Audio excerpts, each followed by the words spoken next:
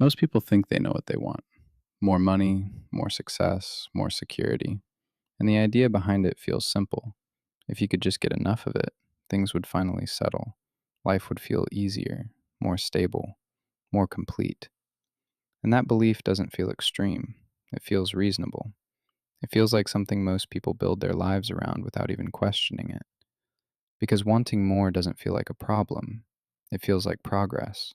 It feels like moving forward. But the story of King Midas starts in that exact place, and then slowly begins to pull it apart. Because Midas doesn't just want wealth, he believes it will fix everything. And when that belief is finally tested, it doesn't collapse all at once. It reveals itself in pieces, in small moments that don't feel like a problem at first, until they are. And by the time he realizes what he actually asked for, it's already too late to pretend it was a good idea. Midas wasn't starting from nothing. That's what makes the story work. He was already a king. His kingdom was stable, his palace filled with wealth, his position secure. He had everything that most people would consider enough. And still, there was something underneath that didn't feel settled, something that made enough feel incomplete. And that's the part that doesn't look like greed from the outside. It looks like ambition. It looks like someone pushing something further because they believe there's still something left to gain. And that belief is easy to justify. Because if things are already good, then more should make them better. If wealth creates security, then more wealth should create more security. And that's the assumption Midas is operating on. Not that he's lacking, but that he hasn't gone far enough yet. That there's still a level beyond where things finally stop feeling uncertain. And that belief doesn't feel dangerous. It feels logical. It feels like something most people would agree with without thinking twice. And that's the part that doesn't always get talked about. The difference between having something and feeling like it's enough, because those aren't the same thing.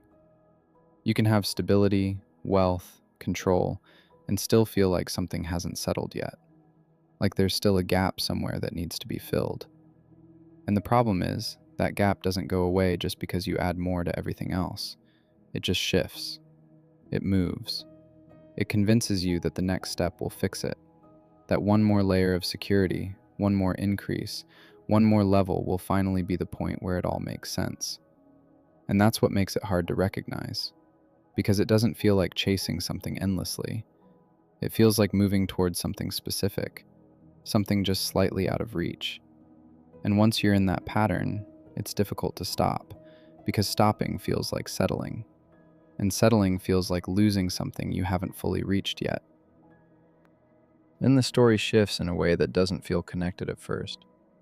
Midas finds Silenus, a follower of Dionysus, wandering lost and drunk. And instead of ignoring him, instead of treating him as something unimportant, he brings him in. He treats him well, gives him food, shelter, attention. And that moment matters more than it seems, because it shows something about Midas that doesn't match the ending of the story. He's not careless. He's not selfish in every moment. He's capable of doing the right thing when it's in front of him. And that's what makes what comes next feel real. Because the story doesn't begin with someone obviously broken. It begins with someone who makes one good decision, and then follows it with one that changes everything. When Dionysus hears what Midas has done, he offers him a reward, one wish. And this is where everything narrows down to a single decision. Because Midas doesn't hesitate. He doesn't take time to think. He doesn't ask questions.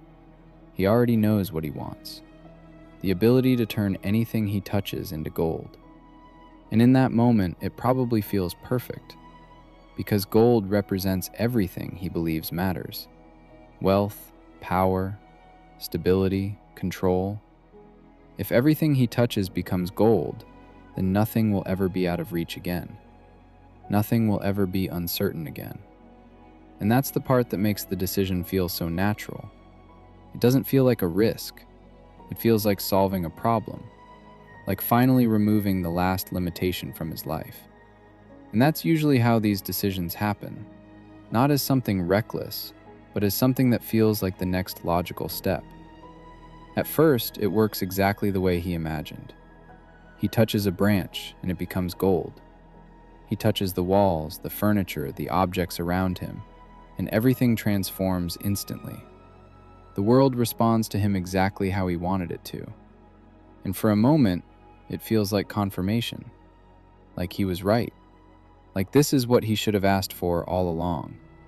Because everything he touches becomes more valuable, more permanent, more controlled. And that's the part that pulls people in. Because when something works immediately, when it gives you exactly what you expected, it reinforces the belief that you made the right decision. It removes doubt. It makes you stop questioning whether there might be something you're not seeing yet. If you enjoy breaking stories down like this, please like the video and consider subscribing. That moment where everything works, that's usually where the real problem starts. Because when something gives you exactly what you expected, you stop questioning it. You stop looking for the downside. You stop asking whether there's something built into it that you're not seeing yet. And that's not because you're careless. It's because success feels like confirmation. It feels like proof that your thinking was right. And once you believe that, it becomes harder to step back and look at it objectively. Because stepping back would mean questioning something that's already working. And most people don't do that. They stay inside it. They push further into it. Because if something is working now, the assumption is that more of it will work even better. And that's where things start to shift without being noticed. Because the same thing that's giving you what you want is also starting to take something away. Just not in a way that's obvious yet. But then the shift happens. Not all at once, not in some obvious collapse, but in something small. He tries to eat, and the food turns to gold. He tries to drink, and the water hardens before it reaches his lips. And in that moment, the idea starts to break. Because the thing that was supposed to give him everything is now taking something away. And that's where the realization begins. Slowly, uncomfortably. Because the problem isn't that the power doesn't work. It works exactly as intended. The problem is that it applies to everything, not just the things he wanted to change. And that's what makes it impossible to escape. Because it's not broken. It's doing exactly what he asked for. And that's what makes that moment uncomfortable.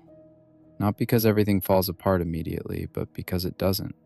Because for a second, it still feels like something you can adjust to, something you can work around. Maybe you just need to be more careful. Maybe you just need to control it better. And that's usually the instinct, to adapt instead of question, to find a way to keep the thing that's working, even if it's starting to create problems. And that delay, that hesitation to fully accept what's happening, is what makes it worse. Because the longer you stay in that space, the more things start to change around you.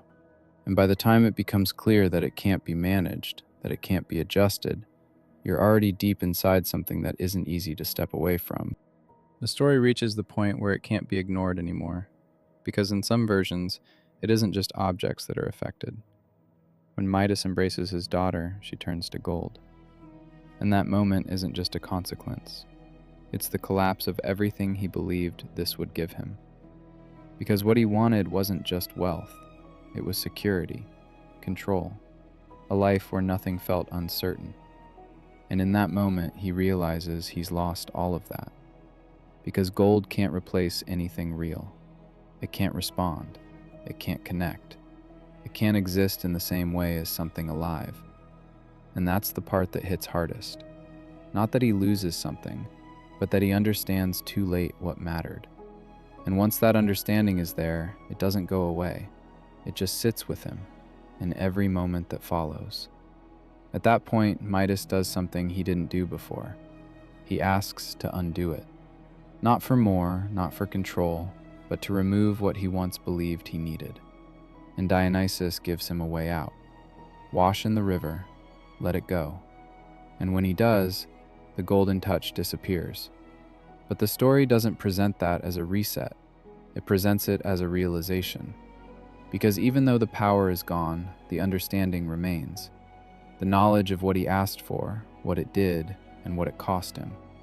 And that's what changes him. Not the loss, but the recognition of what created it. This isn't something that only exists in a story. It shows up in smaller ways all the time, not with gold, but with the same idea behind it. Chasing something that feels like it will fix everything. More money, more control, more progress, more anything that feels like it moves you closer to being settled. And it works for a while. It feels like it's doing exactly what you wanted it to do. And that's what makes it hard to question. Because you're not failing, you're succeeding. And that makes it easier to ignore what it's costing you along the way. The time, the connection, the parts of your life that don't fit into that pursuit anymore. And that shift doesn't feel dramatic when it's happening. It feels like focus, like discipline, like doing what you're supposed to be doing. But over time, it starts to narrow everything else, until you look up and realize that the thing you were building everything around doesn't give you what you thought it would. And that's why the story stays with people. Not because of the gold, but because of the realization that the thing you thought would complete your life can also be the thing that quietly removes everything that made it worth living in the first place.